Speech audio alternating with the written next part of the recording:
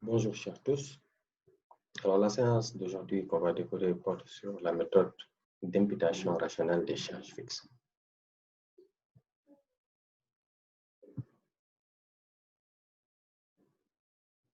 Imputation rationnelle des charges fixes. Alors, je vais vous proposer une toute petite application pour expliquer un peu le fondement de la méthode. Une entité fabrique un produit P dont le coût fixe total est de 1 million. La capacité maximale de production est de 5000 unités. Le coût variable unitaire est de 1200. Alors, on vous demande de déterminer le coût total unitaire lorsque la production est de 2000 unités, 3000 unités et 5000 unités. Que constatez-vous? Alors, c'est parti. En guise de solution, je vous propose ce tableau, éléments. Donc là, ce sont les productions. Ici, nous avons les coûts variables unitaires. Et là, on a les coûts fixes unitaires. Comment on fait? On prend le coût fixe global, le coût fixe total, on divise par la quantité produite. Donc, quand on prend 1 million, on divise par 2000, ça donne 500.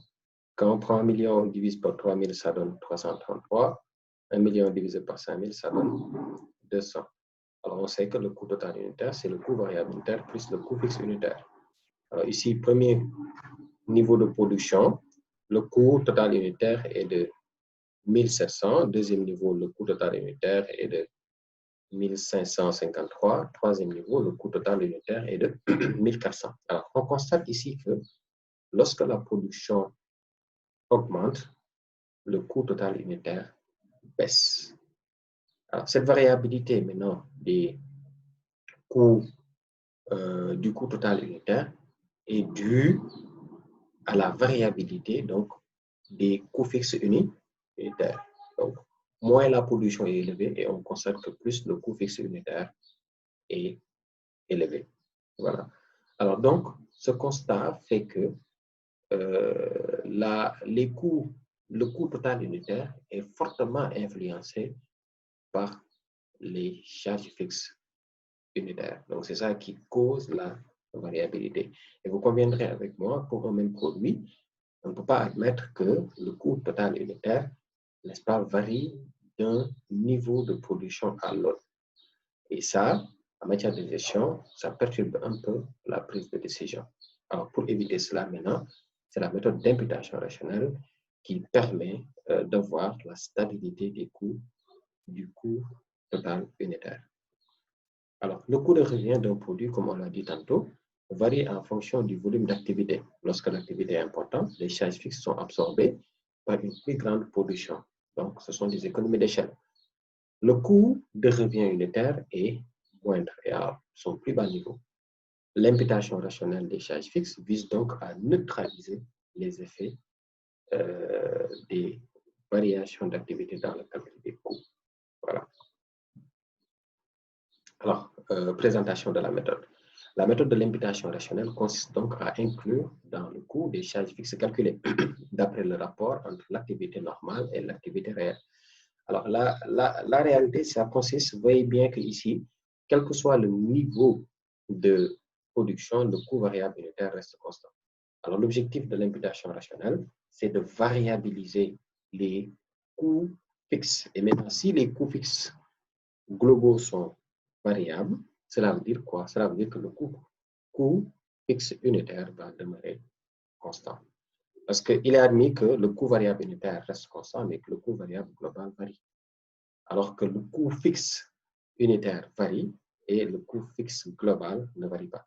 Maintenant, dans la méthode d'imputation rationnelle, cela consiste à variabiliser les coûts fixes globaux. Alors maintenant, si les coûts fixes globaux sont variables, donc cela veut dire quoi? Que le coût fixe unitaire va demeurer constant et ça ne sera pas influencé par le niveau d'activité. Alors donc, pour ce faire, comme on l'a dit, il consiste à inclure dans les coûts fixes, n'est-ce pas, dans les charges fixes calculées, le rapport entre activité réelle et activité normale, ce qu'on appelle le coefficient d'imputation rationnelle. Alors maintenant, d'abord, l'activité réelle normale, comment on la détermine? Alors, elle peut être déterminée en tenant compte de plusieurs éléments, en tenant compte de l'activité courante ou habituelle. Donc, on peut se baser sur l'activité courante ou habituelle pour définir l'activité normale. On peut se baser sur l'activité pour laquelle les investissements ont été réalisés. Par exemple, on a réalisé un investissement qui permet d'avoir une capacité de 30 000 unités. Donc, ce qui veut dire quoi? Normalement, quand on se lance dans la production, on attend une activité normale de 30 000 unités. Alors, l'activité pour laquelle les moyens personnels ont été mis en place aussi. Voilà, donc on peut se baser sur cette activité. On peut aussi se baser sur l'activité prévue pour la période. Donc, ce qu'on prévoit, donc le produit qui représentera l'activité, etc., etc. Alors, l'activité normale est déterminée par la capacité théorique de production de l'unité, de l'atelier ou de l'entreprise. Bien souvent, elle est obtenue en effectuant la moyenne mensuelle des activités réalisées au cours de la période de référence, donc l'année précédente, par exemple. Les charges fixes à imputer au coût sont calculées en déterminant un coefficient d'imputation rationnelle. Ce que je disais, le rapport entre l'activité réelle sur l'activité normale nous donne le coefficient d'imputation rationnelle.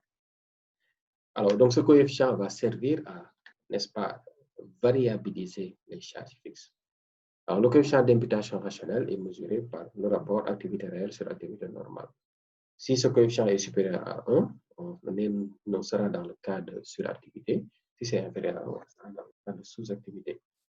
Maintenant, pour avoir les frais fixes imputés, qui sont les frais fixes qui sont variabilisés, il faut prendre les frais fixes réels et on multiplie par le coefficient d'imputation rationnelle.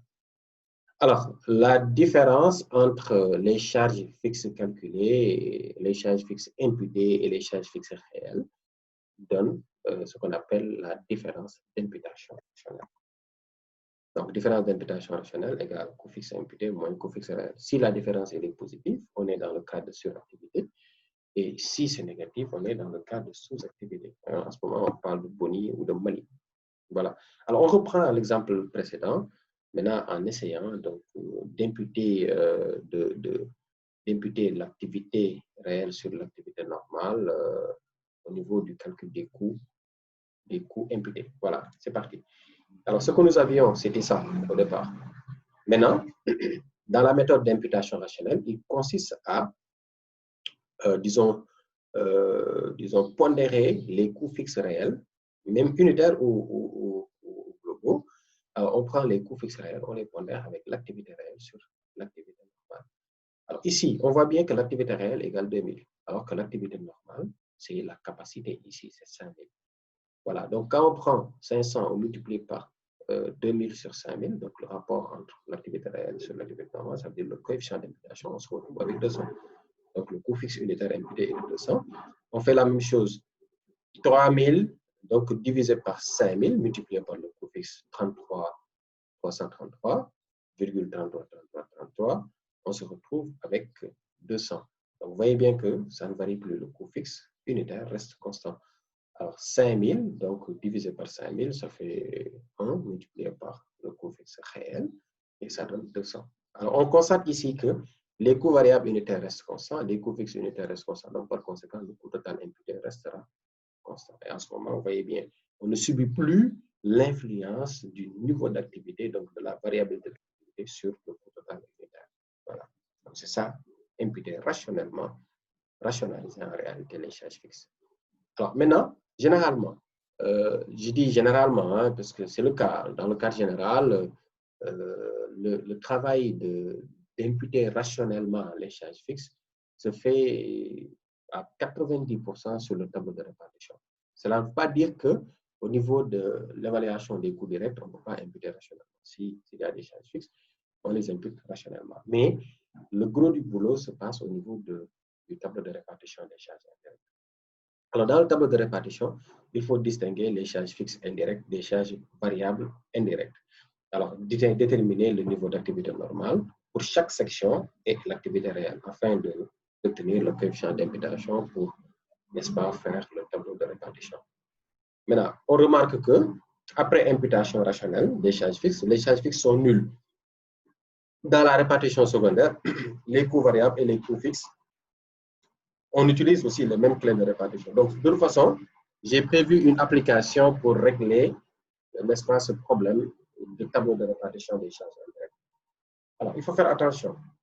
Pourquoi? Parce que au niveau du coefficient d'imputation rationnelle, on peut donc l'identifier au niveau de tous les centres, donc, que ce soit les centres auxiliaires ou les centres principaux.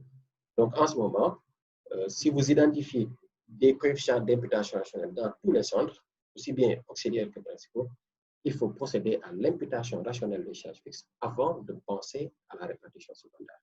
Par contre, si vous constatez des coefficients d'imputation rationnelle uniquement au niveau des centres principaux, donc absence au niveau des centres auxiliaires, on fait la répartition secondaire d'abord, après on procède à l'imputation rationnelle des charges. Je pense qu'on aura l'occasion de revenir sur ces détails dans les délais. Voilà, alors, voilà, c'est ça qu'il fallait donc retenir. Hein. Le tableau de répartition maintenant se présentera comme suit. Donc, pour chaque centre, vous verrez la distinction entre les charges fixes et les charges variables. Par exemple, centre d'administration, nous avons charges fixes, charges variables, provisionnement, idem, atelier, distribution. Donc, ça, c'est pour faire simple. Alors, total avant imputation, on vous donne des totaux avant imputation, donc ce sont les totaux secondaires, les totaux primaires. Ici, on a fait le cas où il y a donc des coefficients d'imputation rationnelle dans tous les centres, donc ça veut dire qu'on impute rationnellement avant de procéder à la répartition secondaire. Donc, vous voyez, hein, on a imputé rationnellement donc les charges et les différentes imputations. Après, donc, on calcule les totaux. Maintenant, s'il y a lieu de faire de la répartition secondaire, on fait la répartition secondaire avant de calculer les coûts d'une et deux. Donc, on verra ça plus en détail quand on va appliquer les cas. Voilà. Donc, je vais proposer une application qui résume tout ce qu'on vient de voir. Maintenant, sauf que cette application porte sur le cas où on a des coefficients d'imputation rationnelle uniquement au niveau des centres principaux. Donc, cela veut dire quoi?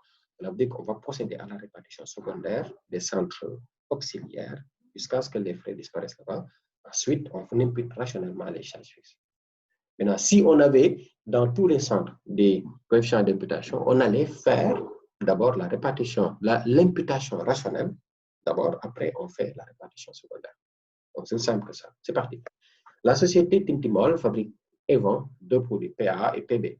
La fabrication a fait apparaître, donc se fait à partir d'une matière T. Elle pratique l'imputation rationnelle des charges fixes. Alors, l'activité de janvier 98 se présente comme suit. Bon, je vais donc, le stock du 1er janvier, matière T, matière A, matière B. Donc, on a les stocks initiaux et les valeurs.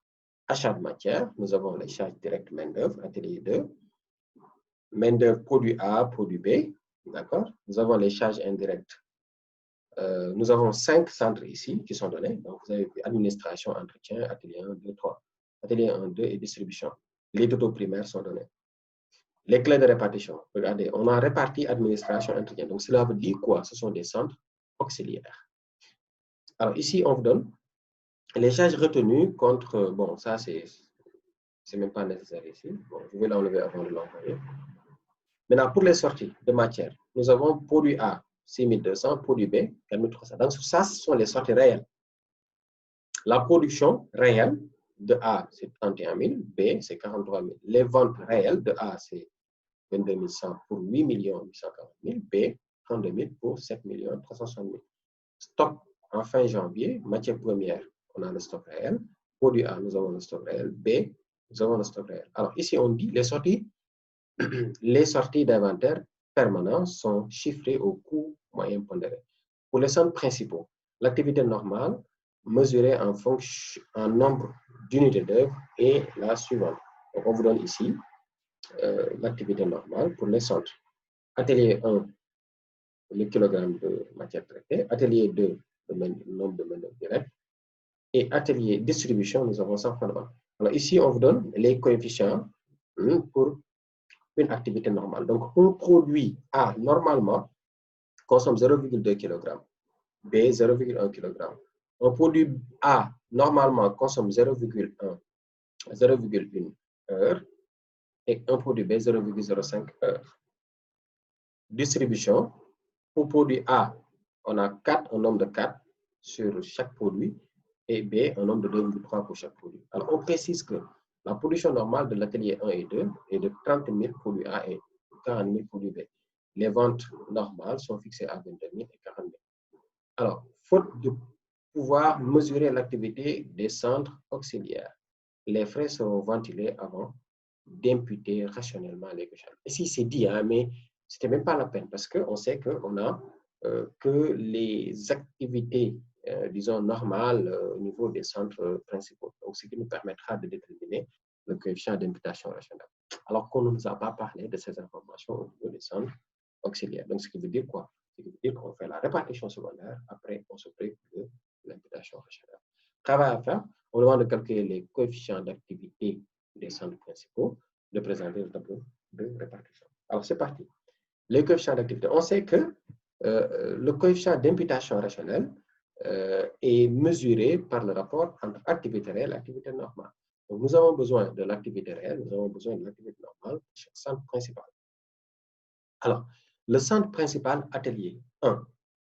Alors, on se réfère à la nature. Ici, on nous dit que c'est le kilogramme de matière traitée. Donc, pour l'activité normale, on dit que pour chaque produit A, consomme 0,2 kg de matière traitée. Regardez ici. La production normale de l'atelier 1 est de 30 000 A. Donc, on prend 30 000 fois 0,2 plus 40 000 fois 0,1. Ça vous donnera la quantité de matière normale qu'il faut pour la production de l'atelier 1. C'est ce que j'ai fait ici. 30 000 fois 0,2, 40 000 fois 0,1. Ça donne 10 000 kg. Maintenant, réellement, qu'est-ce qu'on a consommé dans l'atelier? On vient ici au niveau du texte. On nous dit, sorti de la matière, on a consommé pour produire à 6200 et pour produire B, 4300. Donc, ce qui fait 6200 plus 4300, ça fait 10500. On fait le rapport des deux pour avoir le coefficient d'activité, le coefficient d'imputation rationnelle. Voilà. Atelier 2. Donc, on a les coefficients pour chaque produit, activité normale. Donc, on va prendre 0,1 multiplié par 30 000, 0,05 multiplié par 40 000, mais ça vous donne l'activité normale. Maintenant, activité réelle. Donc, comme la nature, c'est l'heure de main-d'œuvre, j'ai regardé combien d'heures de main-d'œuvre on a réellement consommé dans l'atelier 2. Ici, il est dit que atelier 2, voilà, charge directe de main-d'œuvre, atelier 2, produit A, 31 000 heures, produit B, 2150 heures. Quand j'additionne ces deux, ça me fera une somme de 5250. Maintenant, je fais le rapport activité réelle sur activité normale pour avoir le coefficient. Distribution, activité normale. Donc, pour chaque produit, on consomme 4 unités. Pour chaque produit, pour produit B, produit A 4, produit B 2,3. Nous avons vendu, ça c'est les ventes, 22 000 pour A et 40 000 pour B. Donc, je prends 22 000 fois 4 plus 40 000 fois 2,3. C'est ça qui me donne 180 000. Maintenant, réellement, qu'est-ce qu'on a? Nous avons 130 ventes. Je prends les ventes, je divise par 100. Donc, je prends vente de A plus vente de B, je le divise par 100 et ça me donne 162 000.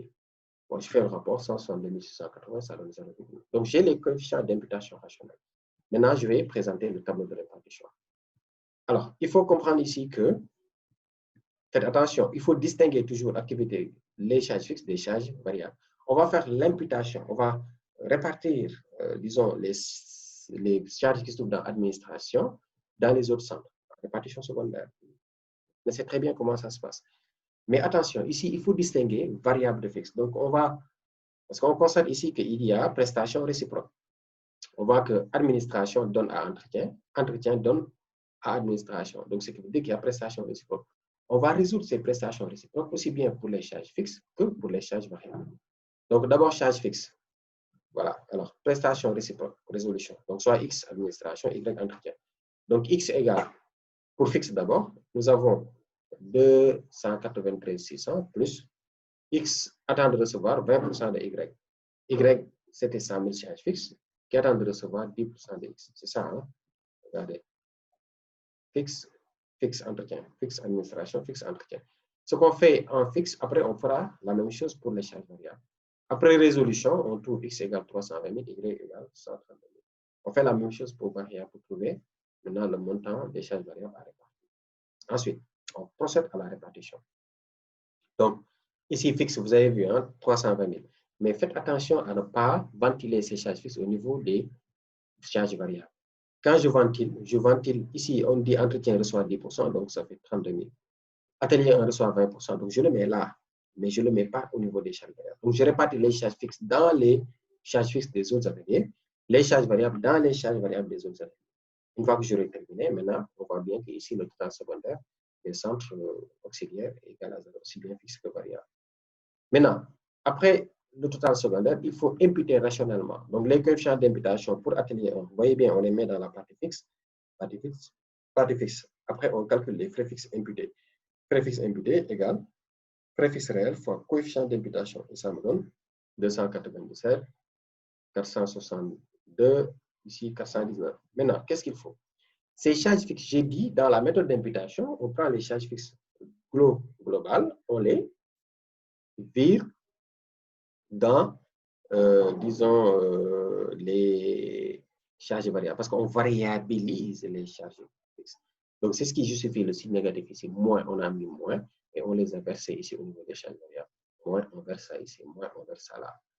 Alors, ensuite, on calcule la différence d'imputation. Frais fixes imputés moins frais fixes réels. Si vous prenez 283 600 moins, disons, imputé, excusez-moi, imputé c'est 297 780 moins 283 600, ça donne 1400.